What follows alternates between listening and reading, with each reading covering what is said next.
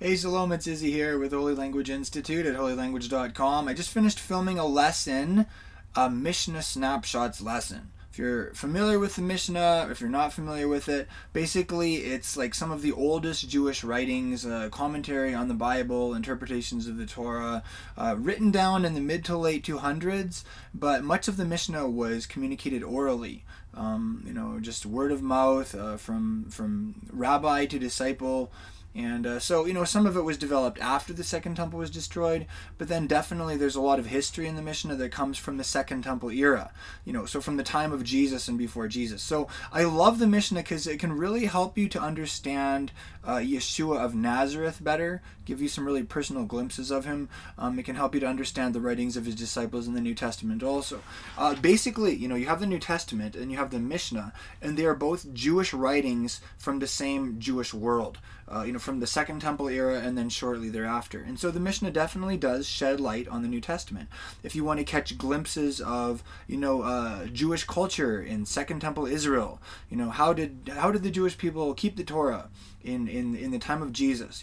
What did they do at the temple for the festivals? All these things. Well, the Mishnah describes all that stuff, sometimes in great detail. I want to show you a really interesting example of that here.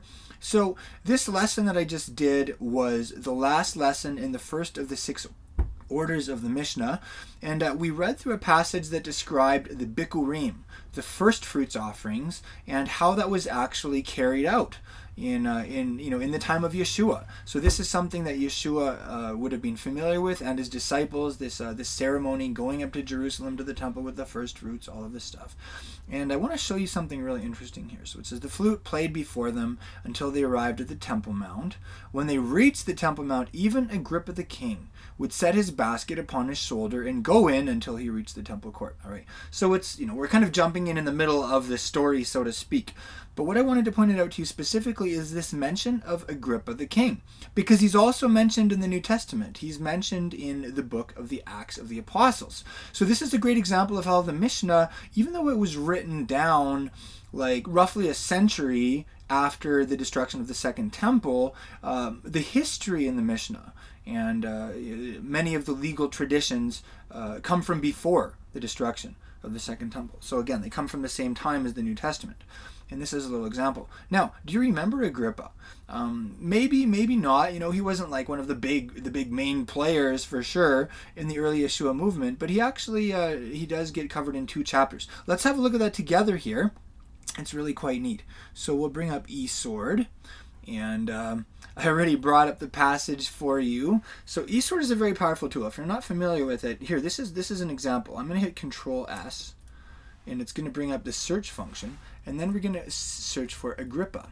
All right. So we search for Agrippa, and it shows us every place in the Bible where Agrippa is mentioned. Powerful.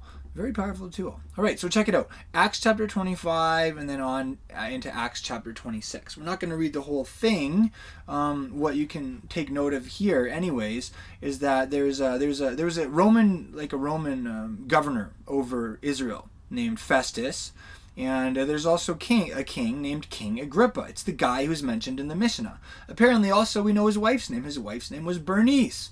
So if you know anyone named Bernice, now you know where that name comes from actually. She was married to the King Agrippa. All right, so anyways, they come up, they talk with Festus, and Festus mentions that they have this prisoner named Paul, Shaul of Tarsus. And Agrippa wants to hear him. And so in Acts chapter 26, Paul tells his story in great detail to King Agrippa, and he actually tells it in greater detail because Agrippa is relatively observant of the Torah. Paul mentions a little bit later on in the story a little bit about that. Let's look at that, and then we'll talk a little bit about Agrippa and this mention of him in the Mishnah. All right, so Paul is talking. He starts talking about Yeshua and his belief that Yeshua came back to life and that he was going to bring light to the nation of Israel and to the nations of the world. And Festus, these are some new concepts to him. It says, Festus said in a loud voice, "Paul, you're out of your mind. Your great learning is driving you mad." So he goes on to say basically, "No, I'm not. I'm quite serious here."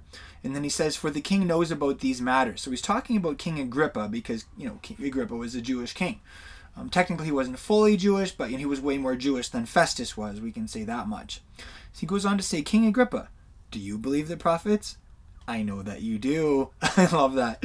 I love that question and just how it's phrased. I remember laughing about that with my brothers like years ago when we'd read this story. I know that you do. But anyways, the point being, Agrippa studied the Torah, the writings of the prophet Moses and the other prophets of Israel. He believed that stuff. Look at Agrippa's reply to Paul. In a short time, you will persuade me to become a Christian. Now, what's interesting about this is one of the 3 mentions in the New Testament of the word Christian. Believers in Yeshua in the first century were only called Christians 3 times in the New Testament. What we were called hundreds of times is disciples. Disciples of Yeshua of Nazareth. That's our core identity. That's what we're all about. That's our calling. And, disciples following Yeshua. Anyways, but it is interesting that this word was also used sometimes, like almost more by outsiders. Like we as a movement, we didn't describe ourselves as this. We described ourselves as disciples of Yeshua.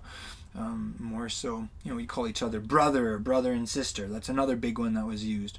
We're also described as the sect of the Nazarenes. A sect of what? Well, a sect of Judaism. So this was a movement within the broader framework of the Jewish religion. Well, that makes sense. The early Christians, whether they were Jewish or non-Jewish, they believed in the God of Israel, the God of Abraham, Isaac, and Jacob. They read the Jewish Bible. So it makes sense that this movement was regarded as a Jewish movement, the sect of the Nazarenes. Anyway, this is one of the few references to Christian. Now, what's interesting also about this actually is, here in the West, generally speaking, the church has read the New Testament in Greek or translations from the Greek. And, generally speaking, people in the West think, well, the New Testament was originally written in Greek. What's interesting is there is a second very valid opinion, the opinion of Eastern and Middle Eastern Christians. The Eastern Church has, generally speaking, read the New Testament in Aramaic. And in fact, Eastern Christianity claims that the Aramaic, the Peshitta, is the original. Now, what's interesting is, whereas in the West, we have this term Christian, a follower of Christ, in the East, we have the term Messianic. Mashiach is the Hebrew, and then, the Aramaic is a closely related term, followers of the Mashiach, the Messiah. So basically, if you're coming from more of a Greco-Roman background, and also if you're using that like Greco-Roman terminology, you'll be using the term Christian. If you come from more of a Middle Eastern background, and if you're using more of a Semitic language like Hebrew, Aramaic, then you'll describe yourself as Messianic. So then maybe that gives you a bit of a fuller sense of what it means to be Messianic. All right. So anyway, as a Jewish person, I describe myself as a Messianic Jew to people who understand that term. If you're not Jewish, that's cool. You're a disciple of Yeshua, and you can even describe yourself as a Messianic Christian. I've heard people do that, and I think that's really cool. Anyways, it's interesting. His response is very interesting. And anyway, so let's get back to our text of the Mishnah here that we were just looking at. So what's interesting about this is, in the New Testament, we read that Agrippa was he was pretty observant. He studied the prophets and he believed them. And here we see that he also kept the Torah, that he would participate in this first fruit ceremony, and that instead of having one of his courtiers or a servant or something, someone like carry the basket for him, it says he would actually set the basket upon his shoulder and go in himself. There are other mentions of Agrippa in early Jewish writings. He definitely had a heart that was sensitive to God. And so it's interesting that, Agrippa is mentioned as a historical figure in both the Mishnah and the New Testament, and as a good guy, as a guy who had a good heart. And who knows what exactly happened to him in terms of, he heard about Yeshua of Nazareth from Paul. He had this first-hand conversation with him. We don't know the rest of the story. Anyway, so that's a interesting thing I just wanted to share with you here. Now, I will mention something. Sometimes he's referred to as a Herod Agrippa, from my understanding. This isn't like Herod the bad guy. Like there was like Herod, when Yeshua was a little baby and Herod tried to kill him. That's not this king. This is a king in the next generation. So thankfully things were, he was a better king. All right. So anyways, I just wanted to share that with you. This is a takeaway from our most recent Mishnah Snapshots lesson that I just filmed. We talked about a ton of other things, related things like this. One of my favorite topics is just talking, once again, about the New Testament and the Mishnah and the correlations between the two, how the Mishnah can help us to understand the writings of Yeshua's disciples better, how the Mishnah can help us to come a little bit closer to the Messiah himself and understand him better in that original Jewish world that he lived in and that he taught in. All right, thanks for joining me in this, and feel free to join me in these future lesson takeaways. And I'd also love to have you join us as a community following Yeshua of Nazareth in a Hebrew way and learning about him in the Jewish context of the Bible on our website. Come say hi at holylanguage.com and feel free to join and learn with us in a fuller and more intentional way. All right, shalom.